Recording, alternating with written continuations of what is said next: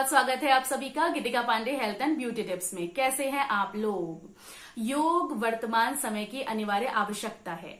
योग हमारे शरीर, मन और आत्मा के स्वास्थ्य और सुख के लिए बेहद जरूरी है। ये बात हम सभी जानते हैं। इसीलिए आज के समय में लगभग हर दूसरा व्यक्ति योग करता है। लेकिन क्या लंबे समय से योग करने के बाद भी हमें योग के सारे बेनिफिट्स प्राप्त हो रहे हैं? योग करने से पहले कुछ बातों का ध्यान रखना बहुत जरूरी है ताकि हमें योग का संपूर्ण लाभ प्राप्त हो सके। तो आज मैं कुछ ऐसी ही सावधानियां या कुछ ऐसी ही वो छोटी छोटी बातें आपके साथ शेयर करने वाली हूं जो योग शुरू करने से पहले ध्यान रखनी बहुत जरूरी है। तो चलिए शुरू करते हैं। नंबर 1, कभी भी बिना फ्रेश हुए योग नहीं करना चाहिए। अगर आपका पेट साफ नहीं हुआ है तो आपको आसन, प्राणायाम इत्यादि यौगिक क्रियाएं नहीं करनी है। अगर आपको लंबे समय से कॉन्स्टिपेशन है या अक्सर आपका पेट साफ नहीं होता है तो पहले आप शंख प्रक्षालन नामक यौगिक क्रिया के माध्यम से अपने पेट की सफाई करें, उसके बाद ही आसन की क्रिया संपन्न करें। नंबर 2, हमेशा आसन स्टार्ट करने से आधा घंटा पहले 1 ग्लास पानी जरूर पीना चाहिए, क्योंकि जब हम आसन करते हैं तो हमारे शरीर से काफी पसीना बहता है, जिसकी वजह से शरीर का आवश्यक जल बाहर निकल जाता है। तो बॉडी पूरी तरह से हाइड्रेट रहे, शरीर में पानी की कमी ना हो, इसीलिए हमें योग शुरू करने से आधा घंटा पहले 1 से 1.5 ग्लास पानी जरूर पीना चाहिए। नंबर 3, कभी भी कुछ खाकर सीधे योग नहीं शुरू कर देना चाहिए। अगर आप आसन या प्राणायाम करने जा रहे हैं तो उससे 2 घंटे पहले ही आपने कुछ खाया हो, और आसन प्राणायाम करने के कम से कम आधे घंटे बाद ही आपको कुछ भी खाना पीना है। तुरंत आप कुछ नहीं खाएंगे, नहीं तो बेनिफिट आपको प्राप्त नहीं हो पाता है। अब आते हैं नेक्स्ट चीज की तरफ। अगर आप बहुत ज्यादा योगा करते हैं, बहुत ज्यादा कठिन आसनों का अभ्यास करते हैं, या फिर आप और भी कोई बहुत ज्यादा हैवी वर्कआउट करते हैं, आप स्टूडेंट हैं, बहुत ही क्लिष्ट आसन आप करते हैं, तो ऐसी स्थिति में आपकी कोशिकाओं की, मांसपेशियों की टूट फूट ज्यादा होती है।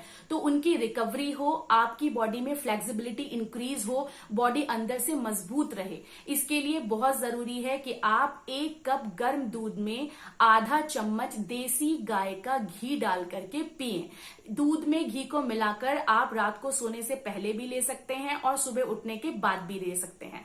अगर आप योगा स्टूडेंट हैं तब तो आपको ये जरूर करना चाहिए। और इसके अलावा भी अगर आप कम से कम 2 घंटे तक डेली कठिन योगाभ्यास करते हैं तो अपनी बॉडी को लचीला रखने के लिए, मजबूत रखने के लिए ये उपाय आपको जरूर करना चाहिए। योग हमेशा धीरे धीरे आराम से करना चाहिए। योग कोई और फिजिकल एक्सरसाइज नहीं है जिसमें हम बहुत तेज स्पीड रखें या कभी स्पीड बहुत स्लो कर दें। योग में हर क्रिया बहुत ही धीरे धीरे से, आराम आराम से की जाती है। तो शरीर पर अनावश्यक दबाव नहीं डालना है और बहुत ज्यादा प्रेशर नहीं डालना है पहले ही दिन में आसन को एकदम परफेक्ट रूप से लगाने का। मान लीजिए आप पश्चिमोत्तानासन कर रहे हैं तो पहले दिन ही आप ये सोचें कि आपकी नोज आपके घुटने से टच हो जाए और आपके हाथ, आपकी कोहनियां एकदम जमीन पर फ्लैट हो जाएं। ऐसा नहीं है।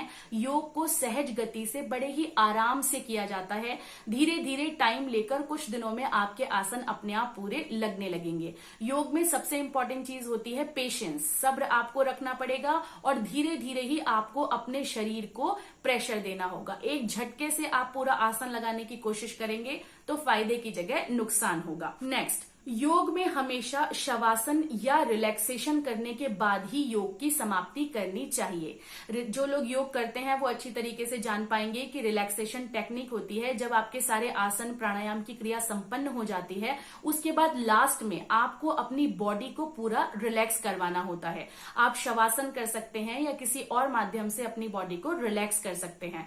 जब बॉडी एकदम नॉर्मल हो जाए, पहले की तरह तापमान नॉर्मल हो जाए बॉडी का, उसके बाद ही आप योग को समाप्त करेंगे और अपने दूसरे काम करेंगे। योग में श्वास प्रश्वास का विशेष महत्व होता है। ये बात अच्छी तरीके से जान लेनी चाहिए कि कब इनहेल करना है, कब एक्सहेल करना है। अक्सर हम योग करते तो हैं, आसन करते तो हैं, लेकिन हमें ये नहीं पता होता कि कब श्वास बाहर निकालनी है और कब श्वास अंदर लेनी है। इसी वजह से हमें योग का कोई बेनिफिट नहीं मिलता है, बल्कि उल्टा कई बार नुकसान हो जाते हैं। बहुत सारे लोग पूछते हैं कि क्या योग से कोई नुकसान भी है? तो जी हाँ, योग से तब नुकसान है जब हम उसे गलत तरीके से बिना पूरी जानकारी हासिल किए करते हैं। योग में श्वास प्रश्वास की गति, श्वास प्रश्वास की विधि जानना ही सब कुछ होता है। कब आपको इनहेल करना है, कब आपको एक्सहेल करना है, ये पता होना बहुत जरूरी है। फॉर एग्जाम्पल, अगर आप योग में आगे झुकने वाले आसन करते हैं, मान लीजिए आप पश्चिमोत्तानासन कर रहे हैं, तो आप अपने हाथों को ऊपर करके श्वास छोड़ते हुए आगे आएंगे। तो आगे झुकने वाले आसन में आपको पूरी सांस बाहर निकालनी होती है। तो इस तरीके से जानकारी पूरी ले लीजिए कि कब आपको इनहेल करना है, कब आपको एक्सहेल करना है, कब सांस को होल्ड करना है, उसके बाद ही कोई भी आसन करना शुरू कीजिए। एक और बहुत महत्वपूर्ण चीज है, जब आपको पीरियड्स हो या आपका ऑपरेशन हुआ हो या जो बहुत ही बीमार लोग होते हैं या बुजुर्ग होते हैं, उनको कभी भी क्लिष्ट या भारी आसन नहीं करने चाहिए। कपालभाति भी अगर आपका ऑपरेशन हुआ है या आप प्रेग्नेंट हैं तो आपको नहीं करना है। आप नॉर्मल प्राणायाम कर सकते हैं। बाकी बुजुर्ग हैं, ऑपरेशन वाले लोग हैं, प्रेग्नेंट लेडीज हैं या पीरियड्स के दौरान सूक्ष्म व्यायाम है जो हर कोई कर सकता है। सूक्ष्म व्यायाम अकेला ऐसा व्यायाम है जो किसी भी उम्र का, किसी भी शारीरिक अवस्था का कोई भी व्यक्ति कर सकता है और इसके कोई भी साइड इफेक्ट्स नहीं होते हैं। तो इसीलिए सूक्ष्म व्यायाम हर कोई करे। जो बिगनर्स हैं, पहली बार योग शुरू कर रहे हैं, वो भी इसे बड़ी आसानी से कर सकते हैं। हाई ब्लड प्रेशर वाले या हार्ट डिजीज वाले लोग कपालभाति प्राणायाम बिल्कुल भी ना करें। उससे उनका रक्तचाप और भी ज्यादा बढ़ सकता है, हार्ट पर प्रेशर बढ़ सकता है और उनकी परेशानियां बढ़ सकती हैं। अनुलोम विलोम प्राणायाम और प्राणाकर्षण प्राणायाम, ये दो प्राणायाम ऐसे हैं जो किसी भी बीमारी से ग्रसित हार्ट प्रॉब्लम वाला व्यक्ति भी बड़ी आसानी से कर सकता है।